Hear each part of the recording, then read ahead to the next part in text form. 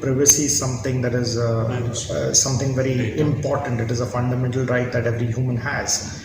And with artificial intelligence and technology pervading every aspect of our working, the right to privacy goes for a toss.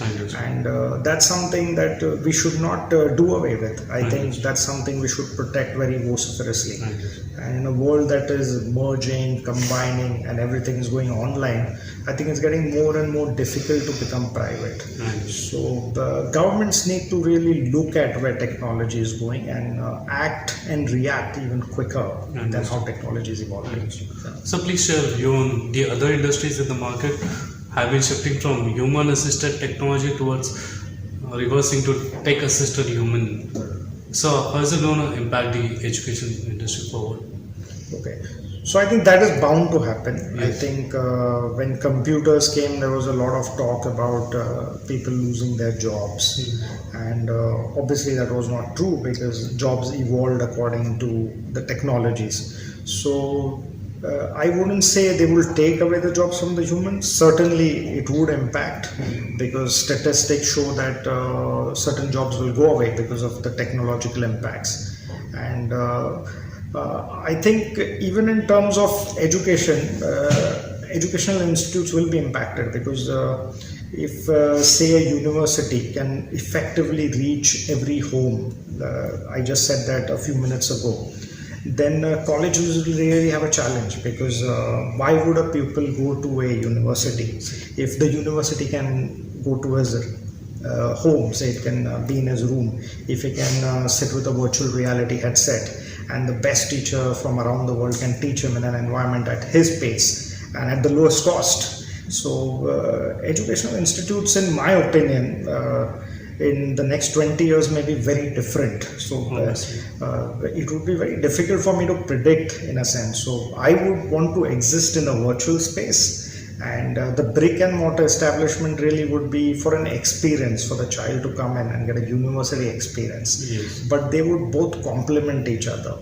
And universities which don't have both would really not survive. So I think it's very essential for universities to have both, a mix of both, because the children of the future will be very different.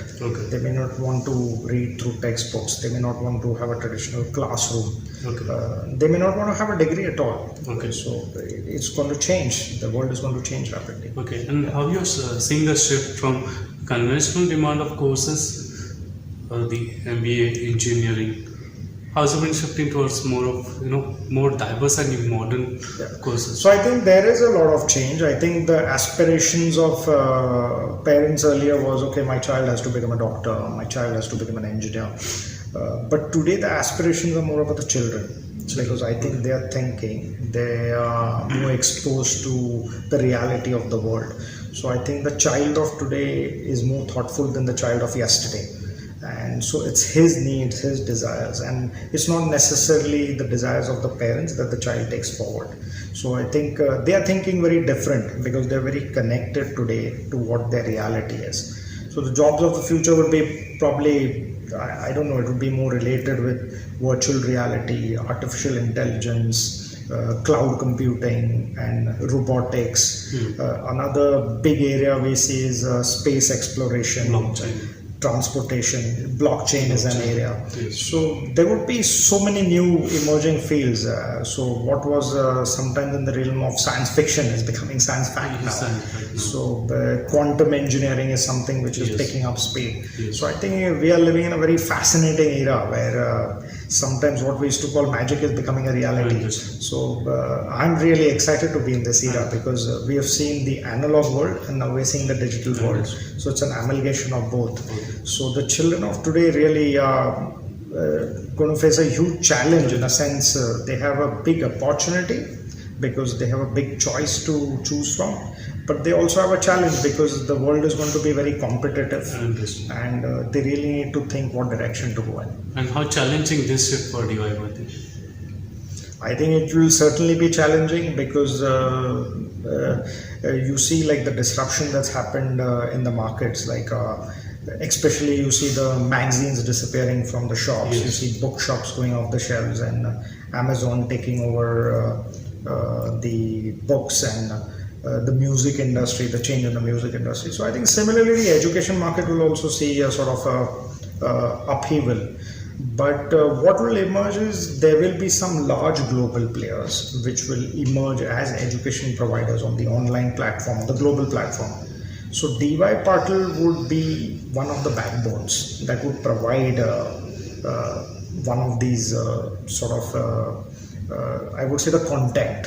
I wouldn't say that we would be one of the largest providers of education in the world. We aspire to be that, but I'm not sure if we could compete with some of the big brands because there are some really large players. And while we desire to be that large, but I don't think we have the resources or the skills to reach those levels.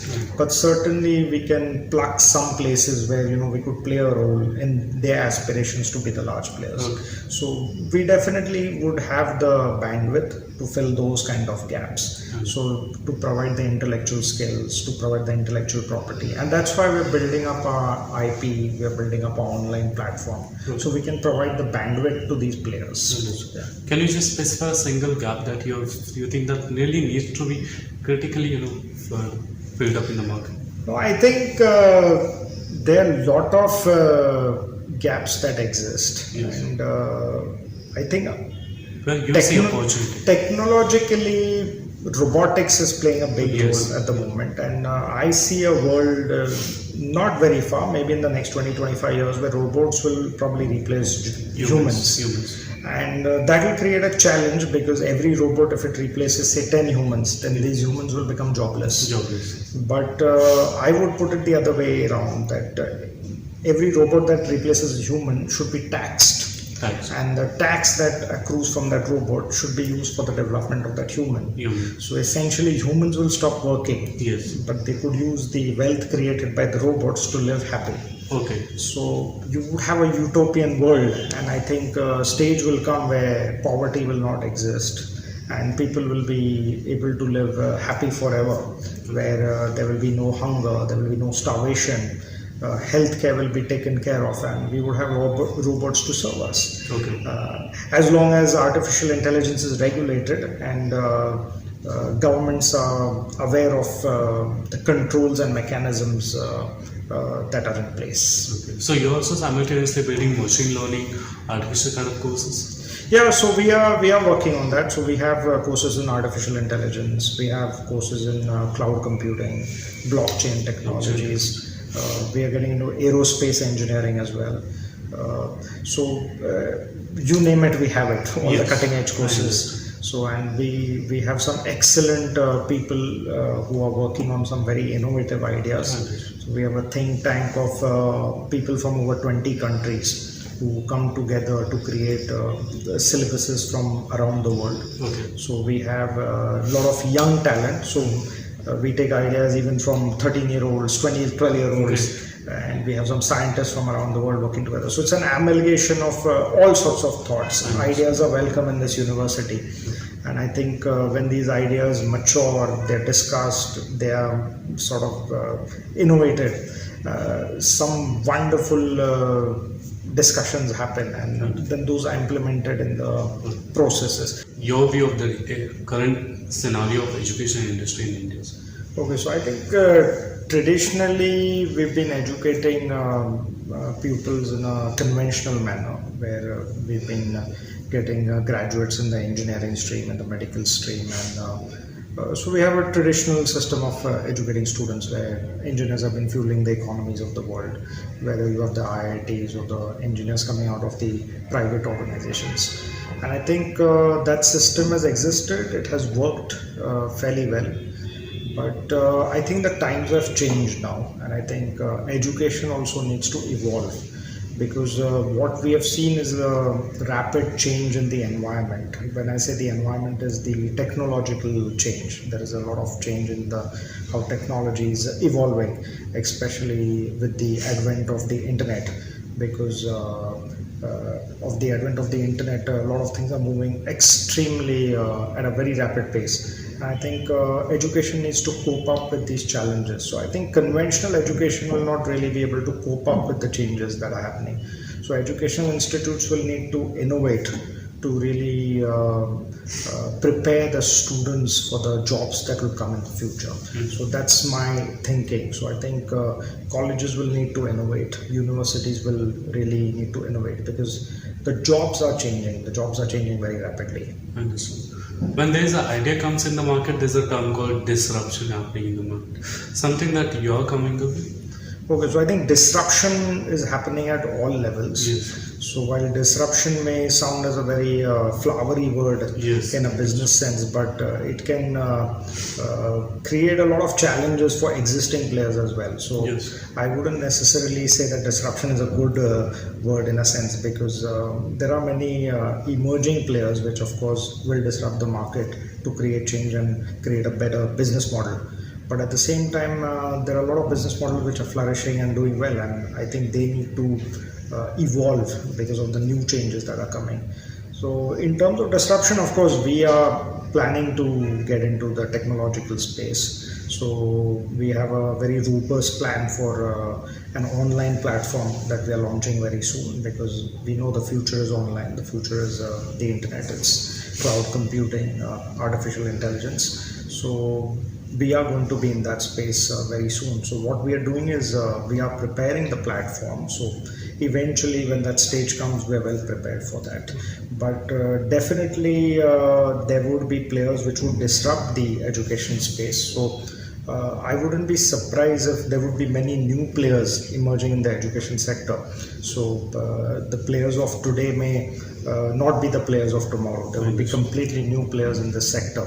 And I think it's heartening that change is happening, because as the world evolves, so do the systems, so has the environment, and new players have to emerge. So we have to see some change. Understood. Can you just brief me about the web portal that you are going to launch? Okay, so it's not really a portal that we are launching. What we are doing is, over a period of time, we'll be digitizing all our lectures. We've been archiving all our lectures. We've been building a lot of intellectual property, because we have some outstanding talent, and this talent basically comes into the classroom, teaches the children, and goes away. So what we've been doing is archiving these lectures. So these could be digitized and then offered to numerous people, because what we want to do is democratize education, because education is today the privilege of a few. So people need to come into a brick and mortar establishment. People with access to money basically get education. So education has to be available plentiful, education has to be available at a low cost, and education has to be offered at a high quality, and this can all be done with the effective use of technology. So if you have good teachers teaching on a platform that can be reached globally, I wouldn't even say globally, I think our focus would be India, because India itself, if you see, the educational institutes have not penetrated different parts of India. If you go to the rural areas of India, we've not reached there, and the reach of educational institutes is dismal in these areas. So rather than have global aspirations electronically, I would focus more on the Indian market. I understand. Understood. This will be combined with the artificial as well as the 3D technology. So artificial intelligence also is going to pose a challenge, because I think it is evolving at a very rapid pace, and the laws are not really evolving at such a rapid pace, because it is going to create ethical and moral issues, because how would you define what is right and wrong? A computer making a decision for you, for example, and artificial intelligence is essentially going to come into all sectors of society. So I think legislation will need to be brought in place with a job. You know, he should have a sense of fulfillment. Okay. Yeah.